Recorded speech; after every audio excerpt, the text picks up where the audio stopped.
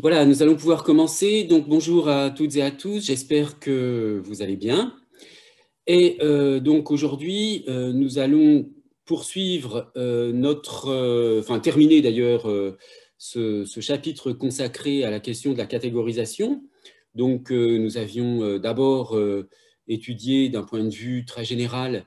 Et la semaine dernière, j'avais commencé à vous montrer comment cette notion est prise en charge précisément dans le texte de Lakoff.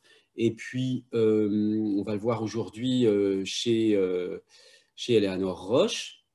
On aura passé pas mal de temps sur cette notion de catégorisation pour voir un peu comment elle est formulée, comment l'opposition se situe par rapport au modèle des conditions nécessaires et suffisantes, mais aussi, au fond, comme toujours, dans la linguistique cognitive, par opposition au schéma chomskien.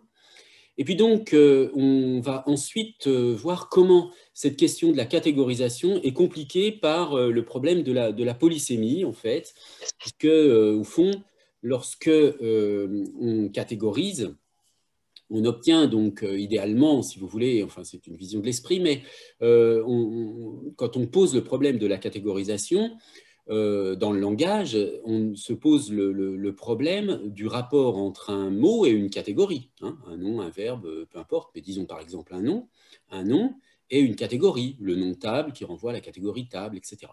Mais en fait, le phénomène de la polysémie complique beaucoup les choses, puisque, au fond, lorsque vous avez un mot, en général, il est polysémique. Je prendrai tout à l'heure, vous verrez l'exemple du mot bouton, qui est un exemple qui fonctionne très bien, puisqu'il y a toutes sortes de sens du mot bouton. Mais en fait, chacun des sens du mot bouton renvoie à une catégorie différente. Donc, dès qu'on a terminé, disons, d'examiner les difficultés que présente la notion de catégorie et le concept de catégorisation, on doit ensuite ajouter cette autre difficulté qui est qu'un même mot peut renvoyer à plusieurs catégories. Mais je l'ai mis entre parenthèses ici dans le plan parce que, au fond, ce concept de polysémie n'est pas spécifique aux linguistiques cognitives. Enfin, je veux dire, c'est un concept, disons, fondamental de la sémantique, mais qui n'appartient à aucun courant particulier. N'importe quelle approche de la sémantique, n'importe quel courant sémantique est plus ou moins amené à un moment donné à aborder la question de la polysémie. Donc, ça n'est pas un concept spécifique aux linguistiques cognitives, mais ce qui est spécifique aux linguistiques cognitives, c'est que ce concept de polysémie, en raison de la place de la catégorisation, a du coup une certaine importance. Alors, je m'étais arrêté la dernière fois sur, sur cette citation qui, enfin, c'est la fin de la citation, mais je ne vais pas la reprendre tout entière. Elle caractérisait ce qu'il faut éviter selon Lakoff, enfin, tout ce que le modèle des conditions nécessaires et suffisantes présuppose. Et on avait vu que finalement, euh, en prenant la négation de tout ce qui était décrit, eh bien, on pouvait caractériser la position de Lakoff, qui est donc cette position expérientialiste, c'est-à-dire que, d'une part, la pensée ne se réduit pas à une manipulation de symboles abstraits, comme c'est le cas dans les visions algorithmiques de la pensée qui correspondrait au modèle classique selon Lakoff. La signification ne se réduit pas à une correspondance avec des entités du monde externe.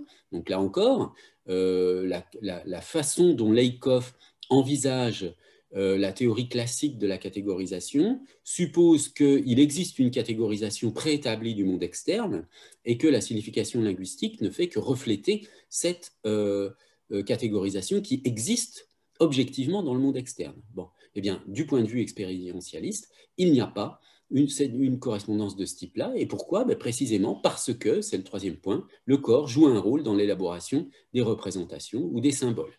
Donc le fait que nous ayons un corps comme il est fait que nous concevons le monde d'une certaine façon. Donc ça, pour l'instant, ça reste une idée abstraite. On verra, parce que là, c'est toute la thématique de l'énaction de l'incarnation en particulier qui est en jeu. On verra plus tard qu'est-ce que ça implique précisément.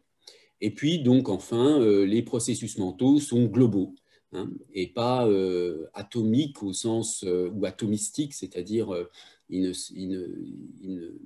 procèdent pas d'une manière isolée, séparément les uns des autres, et ils ne répondent pas à une logique du type logique formelle, mais ce sont des processus plus globaux, hein, c'est une position qu'on appelle parfois aussi holistique, et la notion de catégorisation est un de ces processus globaux.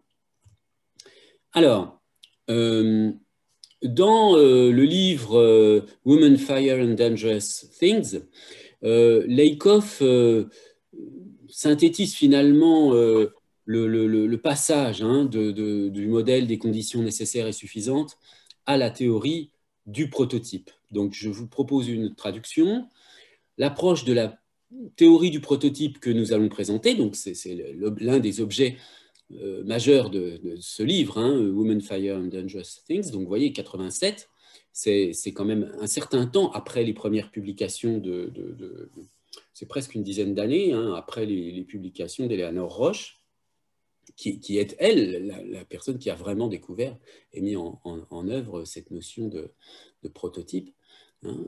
L'approche de la théorie du prototype que nous allons présenter ici suggère que la catégorisation humaine est essentiellement une question d'expérience et d'imagination, de perception, d'activité motrice et de culture d'une part, et de métaphore, de métonymie et d'imagerie mentale d'autre part.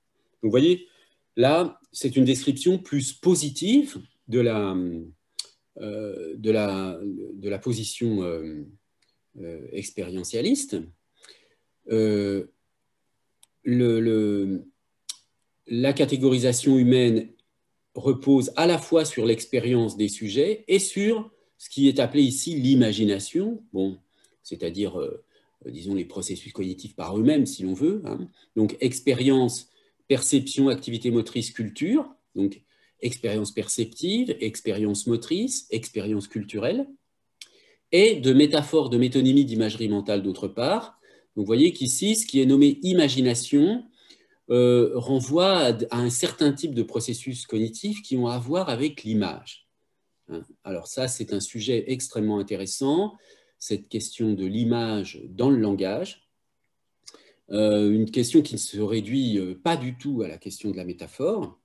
Bon, je ne sais pas si on aura vraiment le temps de l'aborder ce semestre, mais ça fait vraiment partie de ces choses qui restent encore très méconnues et qui méritent des études, des recherches plus approfondies. Hein. C'est un point, on ne sait pas exactement de quoi on parle encore lorsqu'on parle d'image au sujet du langage. Hein. Quand vous parlez d'une métaphore, bon d'accord, vous êtes capable de reconnaître que c'est une métaphore, bon, que telle, je ne sais pas moi, la nature est un temple, bon.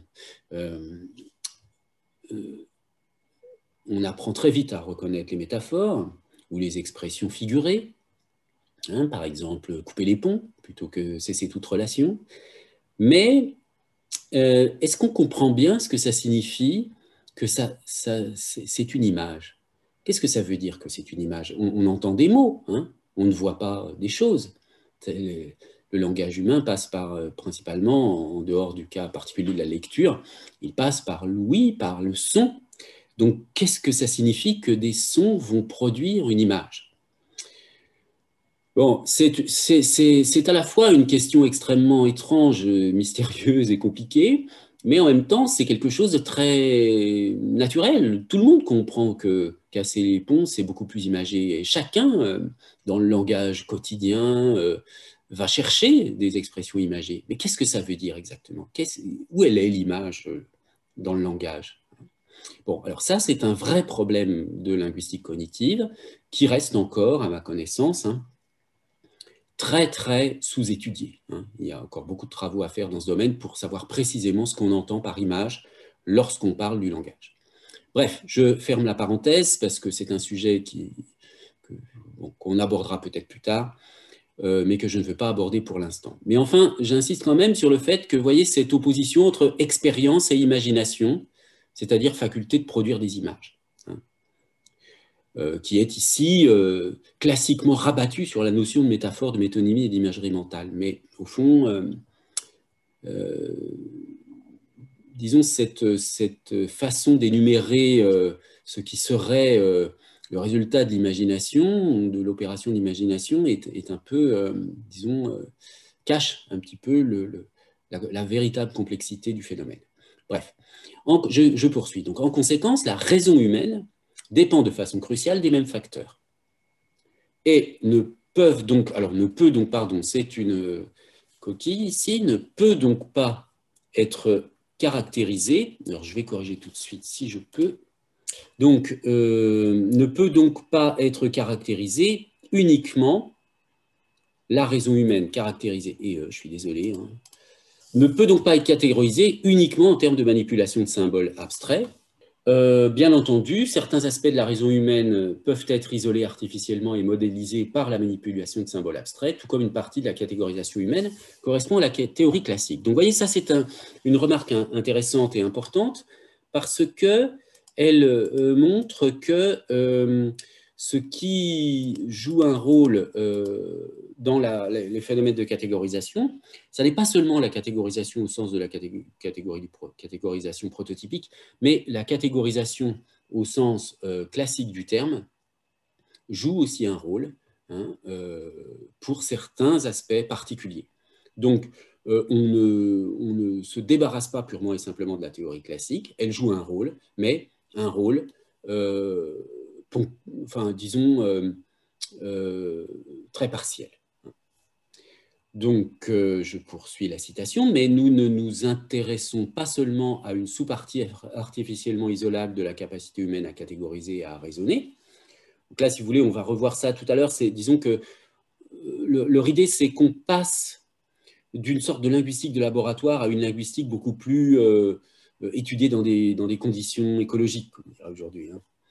Mais à toute l'étendue de cette capacité, comme nous le verrons, ces aspects de la catégorisation qui correspondent à la catégorie classique sont des cas particuliers d'une théorie générale des modèles cognitifs qui nous permettent de caractériser aussi bien l'expérience que les aspects imaginatifs de la raison. Voilà, donc l'enjeu de la théorie du prototype, vous voyez, c'est pas seulement un enjeu linguistique, hein, c'est un enjeu beaucoup plus général qui concerne la raison humaine.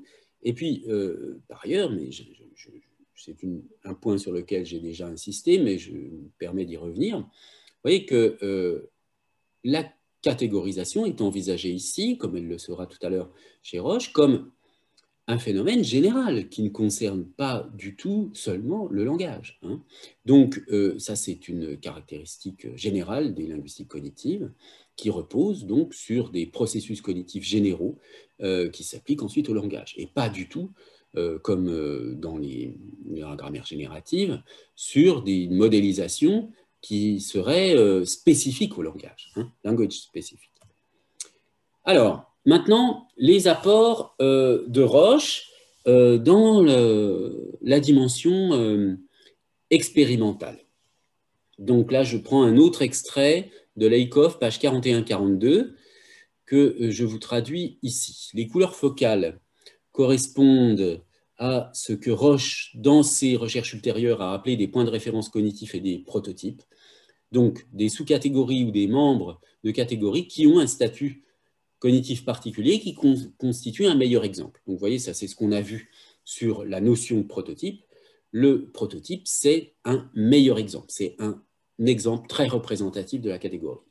Roche a montré qu'une variété de techniques expérimentales impliquant l'apprentissage, l'appariement, la mémoire et les jugements de similarité convergeaient vers des points de référence cognitifs. Donc cela montre que, et ça je vous l'ai déjà dit aussi, que cette notion de prototype, elle a des bases expérimentales, hein. Je veux dire, ce n'est pas une pure et simple idée de l'esprit,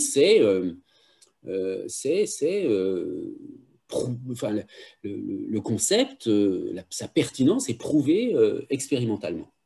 Et elle a étendu les résultats des couleurs à d'autres catégories, principalement des catégories d'objets physiques. Et elle a développé d'autres paradigmes expérimentaux pour étudier les catégories d'objets physiques. Dans chaque cas, des asymétries qu'on appelle effets prototypiques ont été constatées. Les sujets ont jugé certains membres des catégories comme étant plus représentatifs de la catégorie que d'autres membres. Par exemple, les rouges-gorges sont jugés plus représentatifs de la catégorie oiseaux que les poulets, les pingouins et les autruches. Et les chaises de bureau sont jugées plus représentatives de la catégorie chaises que les rocking chairs, les chaises de coiffeur. Alors, les poufs-poires, hein, ça correspond à, vous voyez, rocking chairs, barber chairs, bean bag chairs. Alors, les bean bag chairs, c'est ça. Hein. C'est ce qu'on appelle des sièges, des poires. On appelle, en français, on appelle ça comme ça. Mais la traduction littérale, c'est des chaises à sac de haricots, mais bon, ça se traduit des poufs poires ou des chaises électriques. Donc, la chaise de bureau est la chaise la plus prototypique dans la catégorie chaise. Bon. Les membres les plus représentatifs d'une catégorie sont appelés membres prototypiques. Bon, vous voyez tout ça, que quand vous le lisez chez Lakoff, par rapport au cours qu'on a eu précédemment, ça doit vous paraître des évidences hein, maintenant. Très bien. Alors, voici donc, là je n'ai pas traduit parce que ce sont des petites choses très courtes à traduire, on n'a pas besoin de le faire en français, sauf peut-être pour la quatrième occurrence qui est un petit peu plus longue. Alors, ce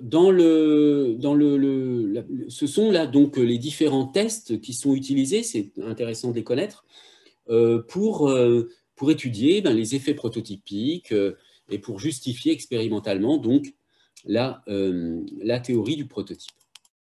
Donc, les sujets donnent une note entre 1 et 7 pour dire à quel point un poulet, un moineau, n'importe quoi, est un bon membre de la catégorie oiseau. Bon, donc là, c'est un jugement sur est-ce que c'est un bon membre de la catégorie oiseau. Ensuite, il y a la mesure du temps de réaction. Donc là, l'expérience est la suivante. Les sujets appuient sur un bouton pour indiquer vrai ou faux à une réponse à une question du type, par exemple, un exemple est un nom de catégorie. Donc, par exemple, a chicken is a bird, donc un poulet est un oiseau. Et puis, on mesure donc les temps de réaction et on observe que les temps de réaction sont plus courts pour les exemples les plus représentatifs. Donc, si je dis, si j'ai à dire vrai ou faux sur un moineau est un oiseau, le temps de réaction sera très court. Mais si je dis une autruche est un oiseau, eh bien, le temps de réaction va être beaucoup plus long. De même, si on vous dit un canapé est un meuble, le temps de réaction va être très court.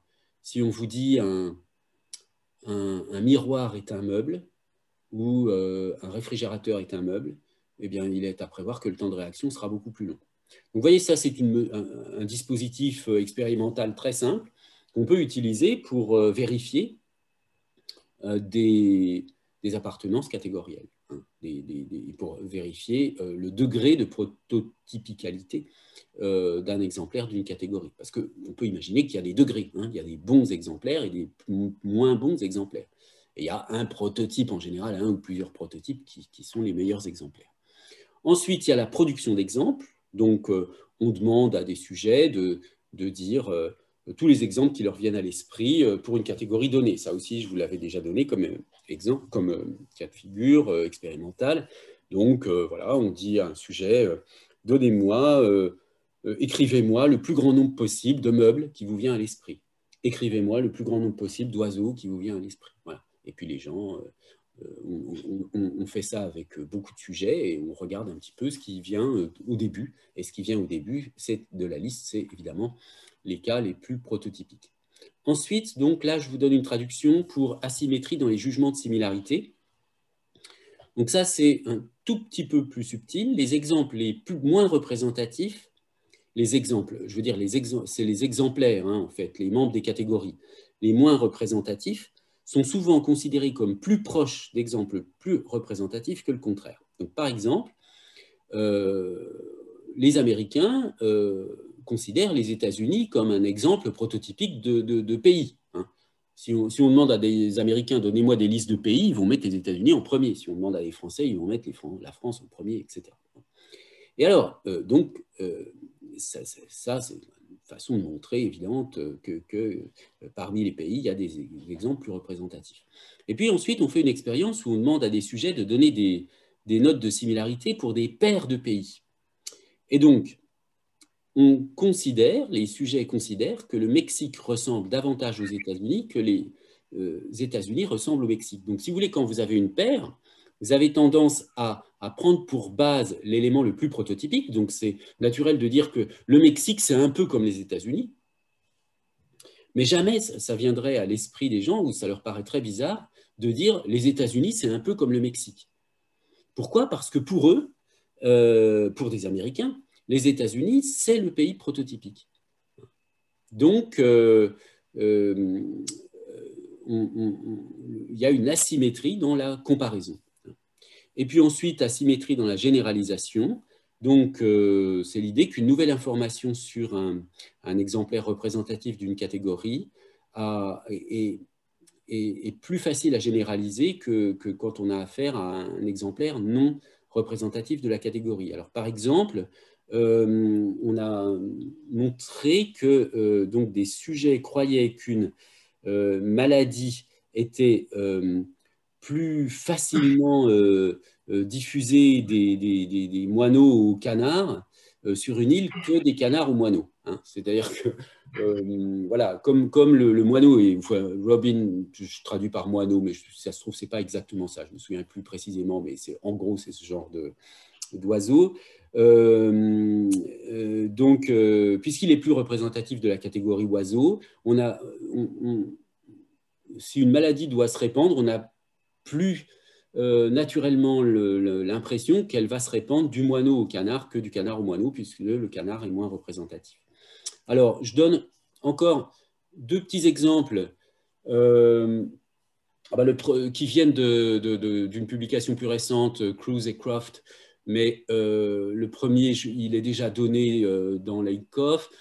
Bon, simplement donc pour mentionner l'ordre d'acquisition, hein, c'est-à-dire que les enfants apprennent plus tôt les membres prototypiques des catégories. Donc, quand on regarde l'âge d'acquisition, ce qu'on appelle en psychologie, en psycholinguistique, l'AOA, Age of Acquisition.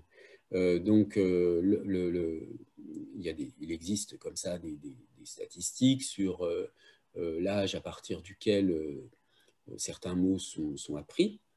Eh bien, les mots appris les plus tôt sont souvent, enfin, sont les plus prototypiques. Alors, ça, c'était donc pour la dimension expérimentale. Je vais maintenant donc revenir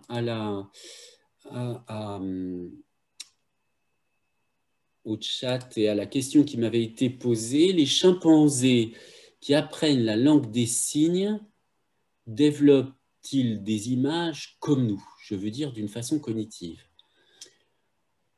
Alors là, franchement, c'est une question à laquelle je ne saurais pas répondre. Parce que la question se pose de savoir qu'est-ce que vous appelez là des images. Hein, et c'est tout le problème. Est-ce qu'on parle d'image mentale? Est-ce qu'on parle d'image visuelle? Bon, il est certain que la langue des signes est une langue qui passe par l'image, au sens de l'image visuelle. Mais le concept d'image n'a pas seulement le sens d'image visuelle.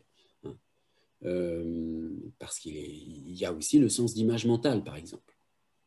Donc,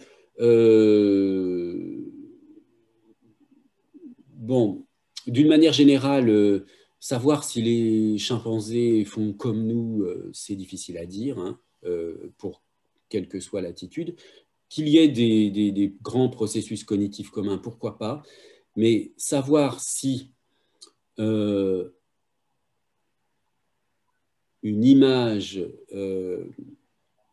si la notion d'image a le même contenu cognitif pour un chimpanzé que pour un être humain, franchement, je pense que c'est impossible à dire pour l'instant, parce qu'on ne sait pas même précisément, en fonction de ce qu'on entend par image, ce qu'il y a dans le système cognitif humain lorsqu'on parle d'image. Merci beaucoup, monsieur. Je vous en prie. Alors, je poursuis donc maintenant avec le texte donc même de Roche. Donc là, ce sera le dernier point que je vais approfondir sur cette notion de catégorisation. On aura passé pas mal de temps sur cette notion, ça me paraît important, parce que justement, trop souvent en linguistique, je trouve, on va expliquer des notions à toute vitesse, avec des concepts très rapides. C'est vrai qu'en un quart d'heure, on peut expliquer la différence entre la catégorisation prototypique et la catégorisation par conditions nécessaires et suffisantes.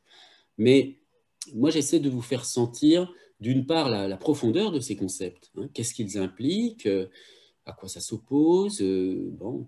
Et puis aussi de voir apparaître ces notions dans les textes des auteurs, hein, parce que ce sont quand même, ces notions sont quand même développées dans des textes, dans des articles, et c'est ça,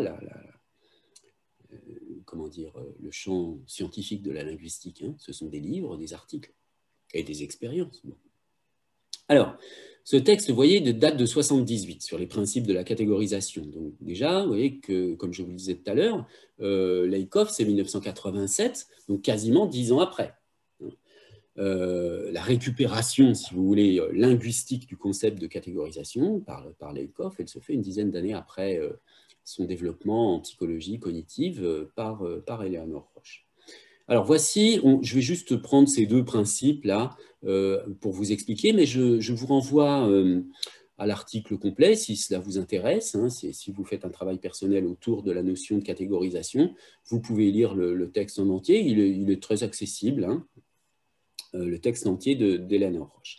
Donc, les principes. Deux principes de base donc, qui sont proposés pour la formation des catégories. Le premier principe concerne donc la fonction des systèmes de catégories. Donc, j'ai surligné hein, la fonction des systèmes de catégories et défend l'idée que le but ou la tâche des systèmes de catégories, le rôle, si on veut, des systèmes de catégories, hein, the task of category systems, est de fournir un maximum d'informations avec le minimum d'efforts cognitifs. Maximum information with the least cognitive effort. Donc ça, il y a une espèce de dosage qui se fait hein, entre le plus d'informations possible pour un effort cognitif minimal. Donc on comprend bien comment le fonctionnalisme en linguistique va pouvoir se greffer sur ce type de considération. Deuxième principe qui concerne la structure de l'information. Structure de l'information donc qui est fournie par les catégories. Et ce second principe affirme que le monde perçu vient comme une information structurée, donc que le monde perçu, ouais, c'est une traduction un peu littérale, hein, c'est pas terrible, le monde perçu, perceived world comes as structured information, c'est-à-dire que le monde perçu contient lui-même une information structurée, et le monde perçu, il n'est pas perçu comme des propriétés totalement arbitraires, imprévisibles, qui sont découvertes comme ça par l'esprit humain. Donc ce sont ces deux principes-là que je vais illustrer en commentant quelques citations d'Eleanor Roche. Alors, le premier principe, qui est un principe d'économie cognitive, hein, principe d'économie cognitive, qui dit la chose suivante. Le premier principe contient la notion presque de bon sens, hein, common sense notion, selon laquelle, en tant qu'organisme, ce qu'on souhaite tirer de ces catégories, hein, gain from one's categories, donc ce qu'on souhaite, le profit qu'on veut récupérer des catégories. Hein, vous voyez, là, on est vraiment d'un point de vue cognitif et on essaie de comprendre l'économie cognitive hein, du système. Eh bien, c'est une grande quantité d'informations sur l'environnement. Pourquoi une grande quantité d'informations sur l'environnement? Parce que lorsque vous avez la catégorie oiseau, par exemple, ben, vous avez des informations sur l'environnement parce que vous avez une sorte de modèle prototypique qui vous permet d'analyser l'environnement et de savoir que, par exemple, si vous voyez quelque chose qui ressemble à un moineau, donc qui ressemble au prototype de l'oiseau, même si cette chose, elle ne vole pas, eh bien, comme vous savez qu'un oiseau, ça vole en principe, hein, eh bien, vous pouvez avoir cette information sur l'environnement que vous n'auriez pas juste en consultant comment dire, que vous n'auriez pas juste en regardant les informations objectives qui vous sont données dans le monde. Hein. Donc, les catégories, elles permettent de récupérer de l'information et sur l'environnement. Mais les catégories, elles doivent avoir de l'information, mais elles ne doivent pas être trop compliquées, ces catégories. Hein, donc, parce que, en conservant autant que possible des ressources limitées, c'est-à-dire en utilisant le moins possible de ressources. Catégoriser un stimulus signifie le prendre en considération à des fins précises. Donc, l'idée, là, c'est que la catégorisation, elle a un certain objectif, qui est donc cet objectif d'économie cognitive. Alors, précisons un petit peu la chose. Là aussi, je vous propose une traduction. Hein. Catégoriser un stimulus signifie donc le considérer pour les objectifs de la catégorisation, non seulement comme équivalent à d'autres stimuli de la même catégorie, donc c'est-à-dire, vous voyez, un oiseau, pour votre objectif, il faut, par exemple, qu'il soit équivalent à un autre oiseau. Ou alors, prenez, je ne sais pas, vous avez besoin de bois pour faire du feu dans la cheminée, vous allez chercher toutes sortes de choses en bois, et donc vous allez retenir les propriétés de cette catégorie bois, hein, pour analyser l'environnement. Donc vous allez avoir une catégorie qui va vous permettre de rendre équivalent toutes sortes d'objets très différents, mais qui sont tous en bois. Mais aussi, donc, il faut que la catégorisation, hein, du stimulus permettent de montrer qu'il est différent des stimuli qui n'appartiennent pas à la catégorie. C'est-à-dire qu'il faut que vous fassiez la différence entre ce qui est en bois et ce qui n'est pas en bois. Donc, tout simplement, votre catégorie, elle doit vous permettre non seulement de savoir tout ce qui est catégorie bois, tout ce qui est en bois et tout ce qui n'est pas du bois. Hein. Donc, à la fois avoir les équivalents et puis ce qui est différent, ce qui est dans la catégorie et ce qui est équivalent et ce qui est à l'extérieur. Alors, c'est là où les choses vont se préciser. D'une part, il semblerait que l'organisme ait avantage à avoir le plus grand nombre possible de propriétés prévisibles à partir de la connaissance d'une seule propriété. Donc, c'est-à-dire, et bon, je poursuis, principe qui conduirait à la formation d'un grand nombre de catégories avec des discriminations aussi fines que possible entre les catégories. Donc, en effet, si vous avez des catégories extrêmement précises et détaillées, eh bien, l'information, elle va être très détaillée. Enfin, rappelez-vous ce qu'on a vu sur le rapport inverse entre compréhension et extension, hein, d'une catégorie, entre intention et extension d'une catégorie. C'est-à-dire que si votre catégorie est très petite, hein, eh bien, elle va comprendre, donc si elle a une extension réduite, elle aura une intention très grande. Donc un ensemble très grand de critères définitoires. Donc, si on dispose de catégories très fines, très détaillées, d'un grand nombre de catégories qui sont chacune très précises, eh bien, ça va nous donner à chaque fois beaucoup d'informations sur l'environnement. C'est-à-dire que le fait de pouvoir placer un objet quelconque dans une catégorie très précise me donne forcément beaucoup plus d'informations sur l'environnement que si je place un objet dans une catégorie très large. Hein. Si je prends un animal et que je le mets dans la catégorie être vivant, bon, ben, ça ne m'apprend pas grand-chose sur cet animal.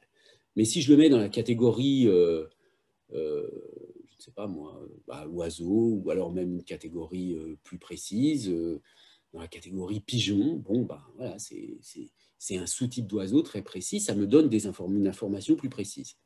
Mais en même temps, donc c'est la suite de la citation, d'autre part, un des objectifs de la catégorisation est de réduire les différences infinies entre les stimuli à des proportions utilisables sur le plan comportemental et cognitif.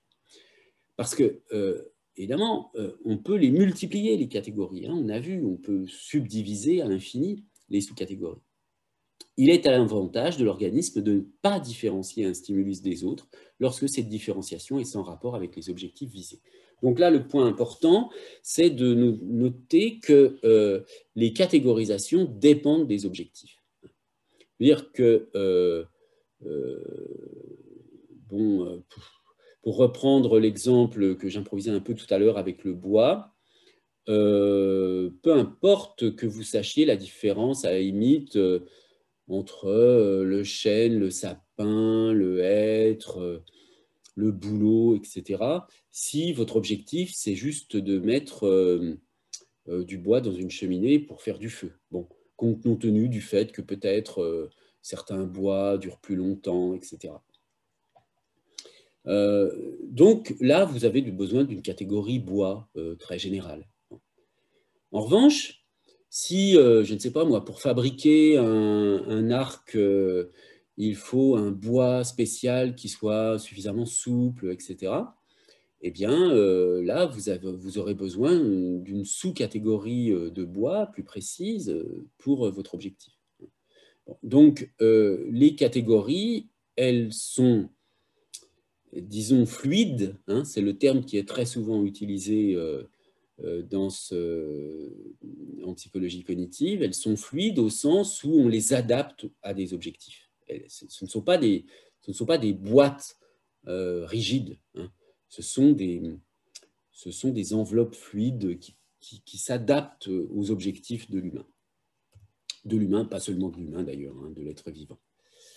Alors ensuite, il y a la deuxième propriété, le deuxième grand principe qui est lié à la structure du monde perçu. Le deuxième principe de catégorisation affirme que, contrairement aux ensembles de stimuli utilisés traditionnellement en laboratoire, donc vous voyez ce que je disais tout à l'heure sur la différence entre le point de vue du laboratoire et le point de vue du linguiste cognitif plus écologique, disons, hein, écologique au sens de faire les expériences dans des conditions plus naturelles. Le monde perçu n'est pas un ensemble total non structuré d'attributs équiprobables et co-occurrents. Donc, je poursuis la citation, ce sera plus facile à expliquer à la fin. Au contraire, les objets matériels du monde sont perçus comme possédant, au sens de Garner 74, une structure corrélationnelle élevée. Je passe sur cette référence. Hein. En d'autres termes, pour un sujet de connaissance qui perçoit les attributs complexes des plumes, de la fourrure et des ailes, le fait que les ailes coexistent plus souvent avec les plumes qu'avec la fourrure est un fait empirique fourni par le monde perçu. Alors, qu'est-ce que ça signifie tout ça? Pour partir de l'exemple, notre expérience du monde fait que on observe que quand vous voyez des plumes sur un animal, il y a de fortes chances qu'il y ait aussi des ailes. Puisque ce sont des caractéristiques, hein, je ne dis pas que ce sont des critères définitoires, mais ce sont des caractéristiques de la catégorie oiseau. Donc, il y a des plumes et des ailes. Donc, si vous voyez des plumes, vous attendez à voir des ailes. Si vous voyez des ailes, vous attendez à voir des plumes. Mais tout ça, c'est lié à la catégorie oiseau. Hein. C'est quand on dit que la catégorie donne de l'information sur le monde, sur l'environnement, c'est ça. Si vous avez la catégorie oiseau, vous savez que les oiseaux, ils ont des plumes. Vous voyez un truc qui a des plumes, vous vous doutez qu'il y a des ailes, probablement. Hein. Ça vous permet de faire des inférences. Bien. Mais en revanche, il est très peu probable que un animal que vous ayez un animal qui a de la fourrure et des ailes, hein, ou alors des plumes et de la fourrure. Mais ça, c'est pas, ça ne vient pas de des propriétés de l'observateur. Ça ne vient pas du sujet de connaissance, hein, le knower, comme on va voir tout à l'heure. Ça ne vient pas du sujet de connaissance. Oui, j'ai traduit sujet de connaissance. Sujet de connaissance, ça m'a paru meilleur que connaisseur, hein, pour traduire un knower. C'est bon, du verbe to know, connaître. Hein. Donc, pour un sujet de connaissance, je veux dire que le fait que là où il y a des plumes, il y a souvent des ailes, ça n'est pas quelque chose de subjectif qui viendrait du sujet de connaissance. C'est quelque chose qui existe dans le monde. Hein. C'est parce que précisément dans le monde, il se trouve que les oiseaux, ils ont des ailes et des plumes, etc., et que c'est le même animal qui a les deux. C'est un fait empirique qui est dans le monde perçu, mais dans le monde, même s'il n'est pas perçu, je veux dire, c'est cette coordination, enfin cette co-occurrence entre des plumes et des ailes, ça existe dans le monde, d'accord? C'est cela qui est visé par cette notion de structure corrélationnelle élevée. Le monde perçu, le monde externe, si vous voulez, c'est pas un monde dans lequel c'est un monde qui est déjà structuré avant même que l'être humain l'observe. Dans ce monde, il y a des choses qui sont en relation avec les autres tout le temps. Hein. Et donc, il y a des corrélations régulières dans le monde que l'observateur, que le sujet humain ou que le sujet expérientiel ne fait que constater parce qu'elles sont dans le monde. Alors, si l'on considère, c'est un autre exemple, mais du même genre, un acteur, donc un sujet, mettons, qui possède un programme moteur nécessaire pour s'asseoir, donc voilà, un être vivant qui a ce programme moteur pour s'asseoir. Il est évident que les objets ayant des attributs perceptifs des chaises sont plus susceptibles d'avoir une capacité fonctionnelle à s'asseoir que les objets ayant l'apparence de chats. Bon, alors oui, évidemment, il y a là, encore une fois, des choses qui sont dans l'environnement, qui sont liées à des programmes moteurs, hein, et que la co-occurrence entre chat et s'asseoir, elle est nulle, hein, alors que la co-occurrence entre quelque chose qui ressemble à une chaise et le fait de s'asseoir, elle est régulière. Bon. En bref, les combinaisons de ce que nous percevons comme des attributs d'objets réels ne se produisent pas de manière uniforme. Certaines paires, certains triplets, etc., sont tout à fait probables, apparaissant en combinaison tantôt avec un attribut, tantôt avec un autre. D'autres sont rares. D'autres encore ne peuvent logiquement pas se produire ou ne se produisent pas empiriquement. Donc, deux grands principes, hein, de la théorie de la catégorisation selon Eleanor Roche. D'une part, l'idée qu'il y a une économie cognitive et un rôle important des buts, des objectifs dans la catégorisation. Donc on essaie on recourt aux catégories qui sont de la taille la plus pertinente par rapport à un objectif donné.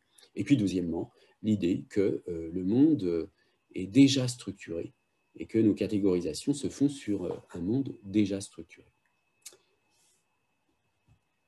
Alors, je vous donne encore une dernière citation que je vais commenter et traduire, donc je la coupe en deux.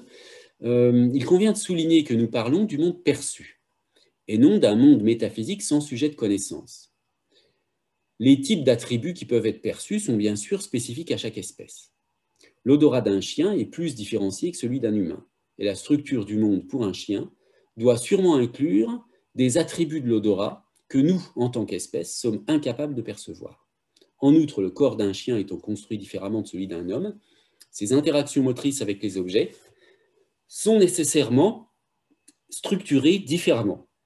Le dehors, hein, c'est comme ça que j'ai traduit le « the out there », le dehors d'une chauve-souris, d'une grenouille, d'une abeille est certainement encore plus différent de celui d'un humain.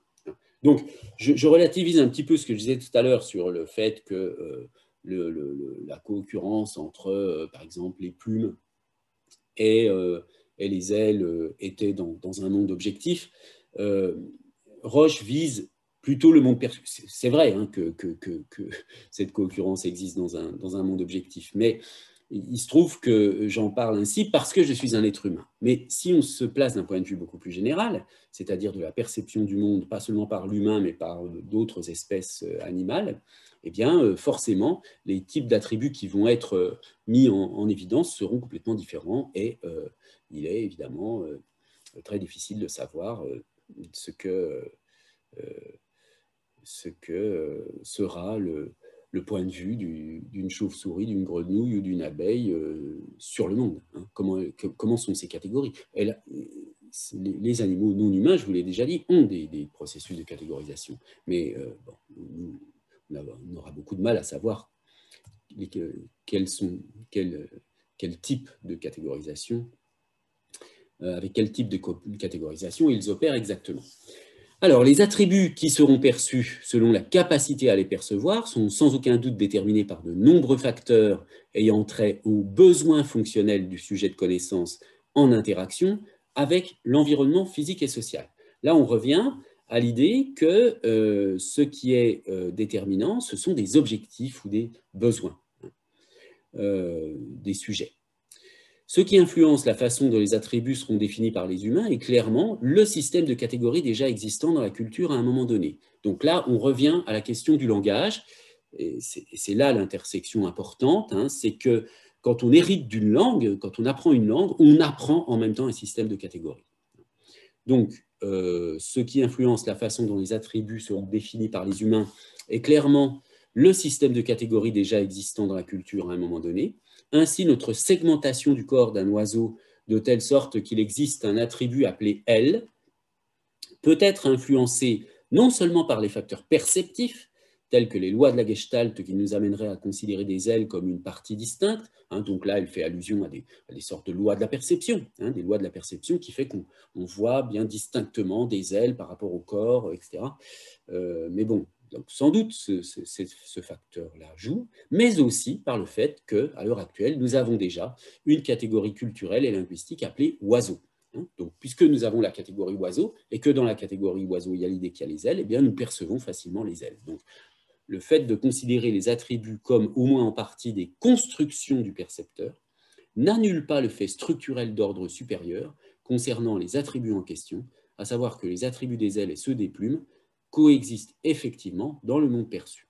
Donc, il y a bien une coexistence générale dans le monde perçu, mais il y a aussi des catégorisations qui sont spécifiques aux langues, dans certains cas, et qui donc sont à la fois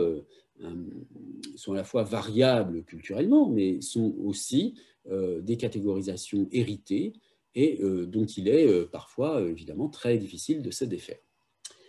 Alors, on va conclure sur la catégorisation, donc on verra la question de la polysémie la semaine prochaine.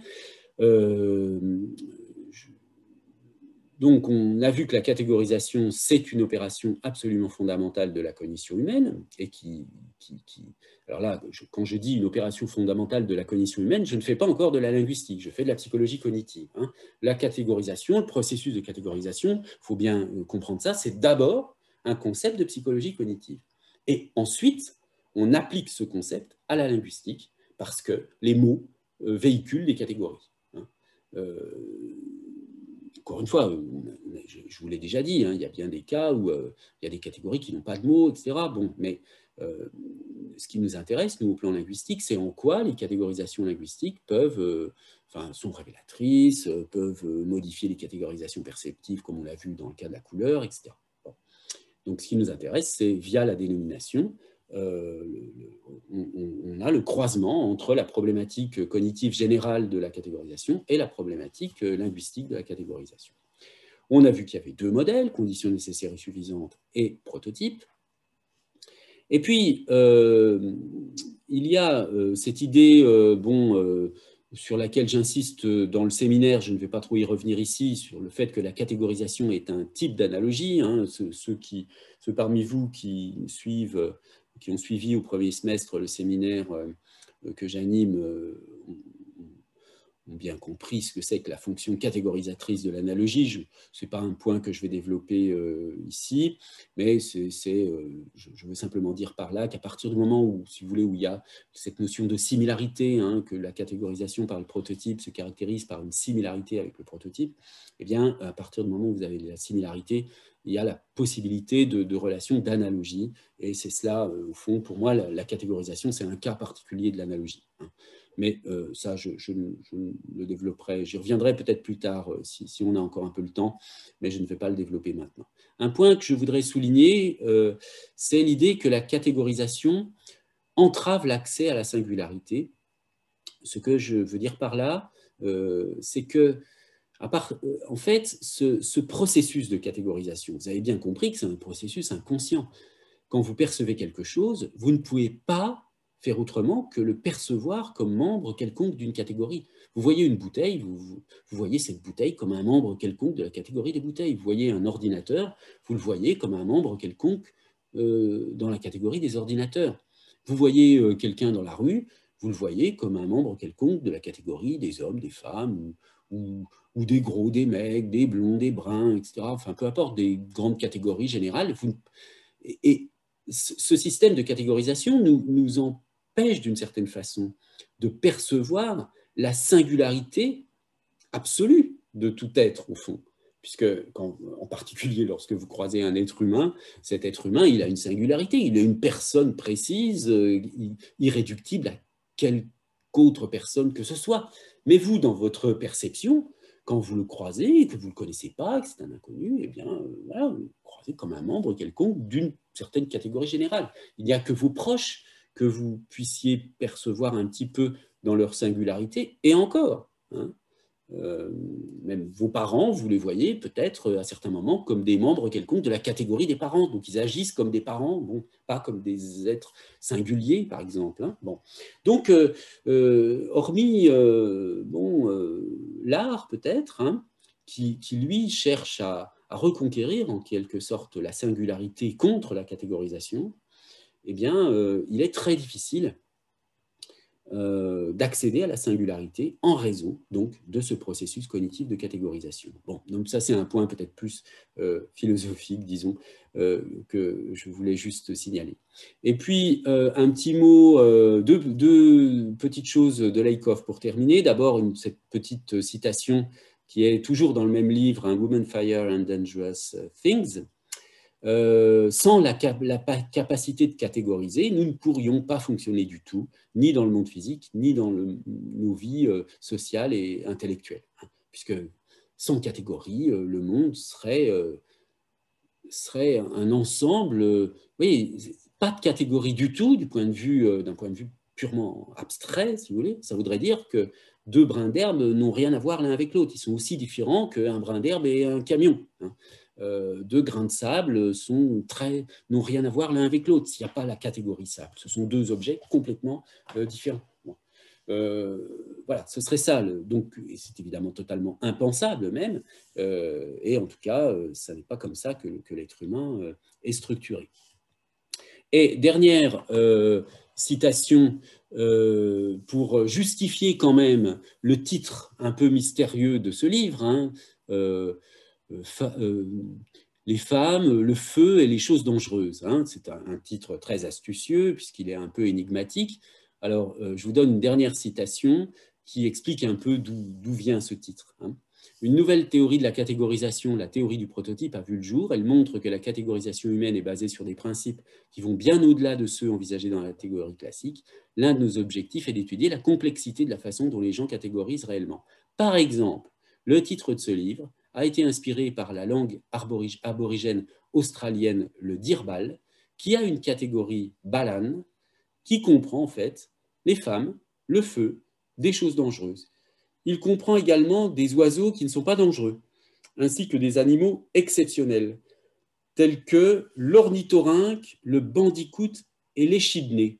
Alors, voilà, l'ornithorynque, le bandicoot et l'échidné. Hein. J'ai cherché moi-même parce que je ne connaissais pas en particulier l'échidné. Bon.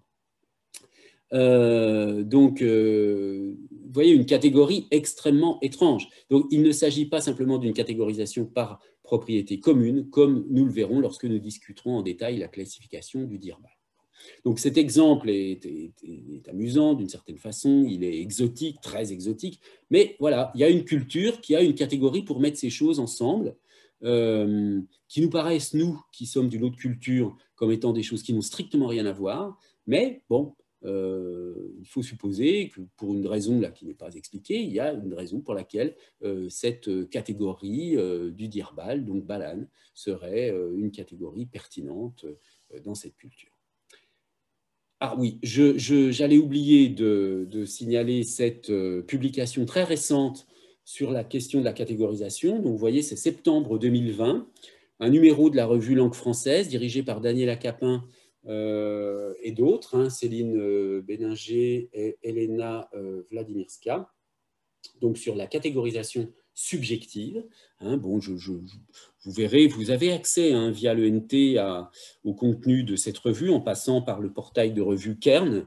Il y a dans le premier article de cette revue, vous avez un bilan de la notion de catégorisation qui est très bien fait, qui est un peu un bilan historique, qui reprend évidemment pour la partie récente ce que je vous ai expliqué moi-même à partir de Lakoff, et qui réfléchit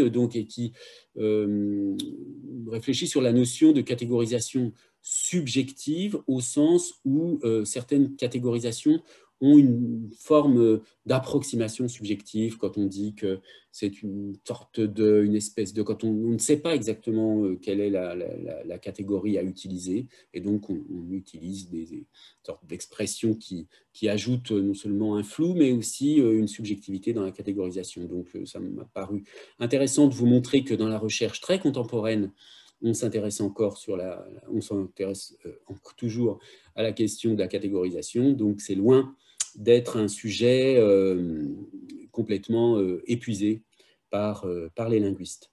Voilà, alors j'en ai fini pour aujourd'hui. Donc la prochaine fois, on travaillera sur la question du prototype, mais avant de se quitter, je voudrais savoir si vous avez des questions.